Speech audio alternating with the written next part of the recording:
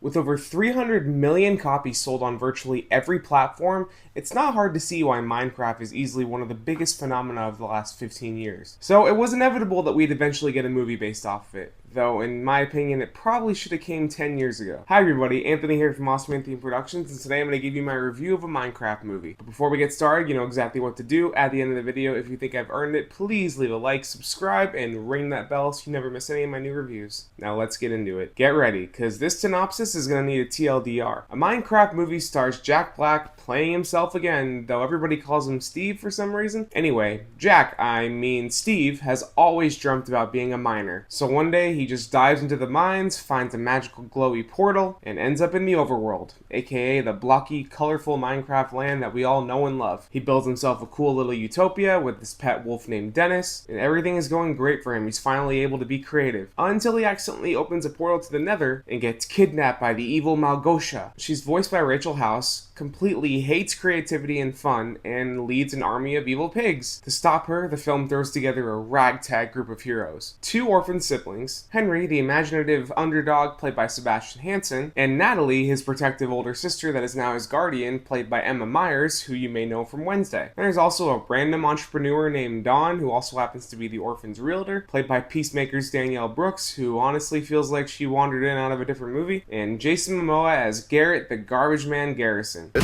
Hola.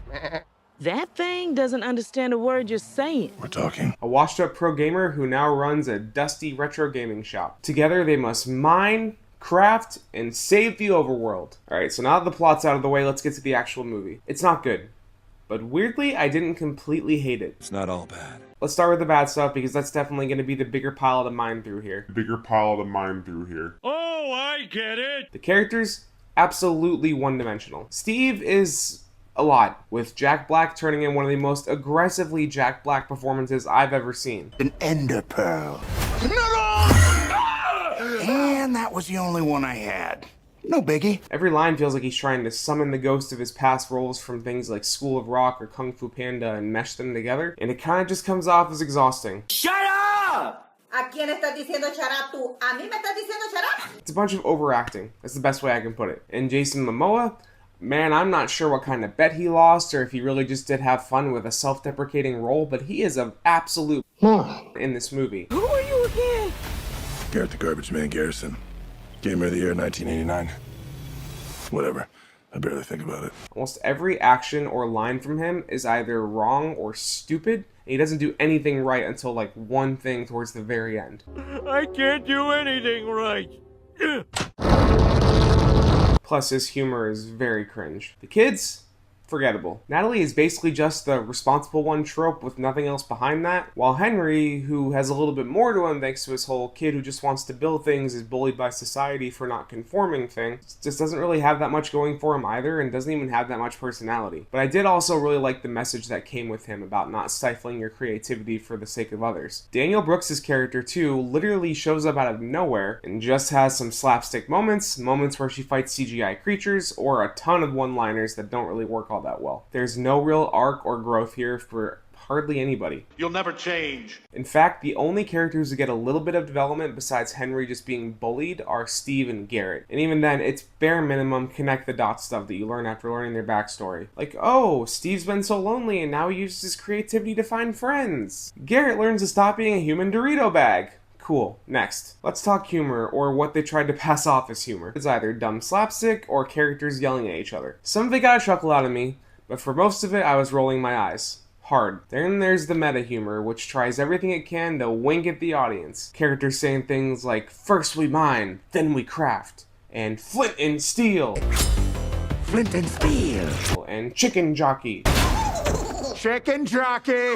And all these other memes were forced in there, and it just felt clunky every single time. And then there's this weird undercurrent of adult humor that didn't really feel like it belonged here. Like, calm down, this movie is for literal children who want to see a creeper explode on the big screen. Plus, Jennifer Coolidge has this totally bizarre time-eating subplot where a Minecraft villager goes back through the portal that the kids come through, and she hits it with her car and falls in love with it. Now, before this review gets longer, I do have to say that there are a few things that I actually liked. The Minecraft world, Spot on. The CGI, while occasionally kind of janky, looks actually pretty good in most of the movie. The textures, the way the blocks break, the building and crafting mechanics, the animals, the zombies, the creepers, it all felt incredibly faithful to what we've seen in the game. This is one of the rare cases where the adaptation actually sticks to the source material. If you dropped a 10-year-old into this world, they would 100% believe that this was the game come to life, 1-to-1. It almost felt like one of those high resolution and texture mods that people add to the game on PC. Plus, the action scenes, honestly pretty entertaining. There's a minecart chase sequence here that was pretty exhilarating, an aerial chase scene that was funny and exciting, and a big climactic, almost Lord of the Rings style battle that actually had me on the edge of my seat. And while I didn't love all the designs, I appreciate that they didn't just go for hyper-realistic, they kept most of the aesthetic of the game. And it works more often than not, though the Uncanny Valley villagers took a while to get used to. So, to wrap it up, a Minecraft movie is pretty dumb, but not aggressively offensive to the soul dumb. The movie part, pretty bad. Formulaic, weak characters, jokes that miss way more than they hit, and a script that kind of feels like it was written by ChatGPT. But the Minecraft part? Honestly kind of cool. The visuals, the mechanics, the creativity of this world, it's all there. And if you're a diehard Minecraft fan, or just a kid, I feel like you're gonna like this movie. Adults or film buffs, I don't know, you can maybe skip it. And that's my review of a Minecraft movie. Thank you so much for watching. If you like this review, you know exactly what to do. Please leave a like, subscribe, and ring that bell so you never miss any of my new reviews. While you're at it, you can scroll down to the description below, find the links to my socials, leave a comment, let me know if you saw this movie and what you thought. And if you want more of my content, you can click or tap on these cards right here. They'll take you to my review of Death of a Unicorn, or just over to my channel where you can check out the rest of my reviews. Thanks for watching, everybody, and I will see you next week for my review of the movie Drop.